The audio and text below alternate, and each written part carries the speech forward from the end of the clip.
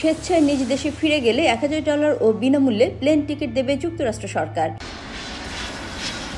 5 মে 2025 যুক্তরাষ্ট্রের homeland security department DHS এক ঐতিহাসিক কর্মসূচি ঘোষণা দিয়েছে, যার আওতায় অনিবন্ধিত অধিবাসীদের স্বেচ্ছায় নিজ দেশে ফিরে যেতে উৎসাহিত করতে প্রতি জনকে $1000 করে স্টাইপেন্ড এবং বিনামূল্যে বিমান টিকিট প্রদান করা হবে।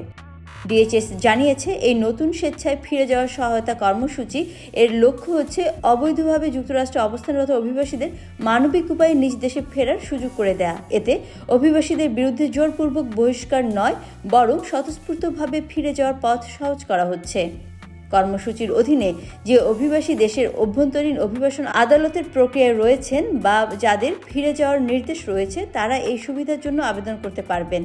আবেদনকারীদের DHS কর্তৃক যাচাই বাছাইয়ের পর প্লেনের টিকিট এবং $1000 নগদ সহায়তা প্রদান করা হবে। যুক্তরাষ্ট্র সরকারের এই বিবৃতিতে বলা হয়েছে, এই উদ্যোগ মানবিক ও বাস্তবসম্মত একটি বিকল্প। এটি আমাদের অভিবাসন ব্যবস্থাকে আরও কার্যকর ও মানবিকভাবে পরিচালিত করতে সাহায্য করবে। সমালোচকরা এই কর্মসূচিকে একদিকে ইতিবাচক বললেও কেউ কেউ উদ্বেগ প্রকাশ করছে যে এটি কেবল সাময়িক সমাধান, দীর্ঘমেয়াদী অভিবাসন নীতিতে কোনো মৌলিক পরিবর্তন আনবে না। এখন পর্যন্ত কয়েকশো অভিবাসী ইতিমধ্যে এই কর্মসূচিতে আগ্রহ দেখিয়েছেন বলে DHS সূত্রে জানা গেছে।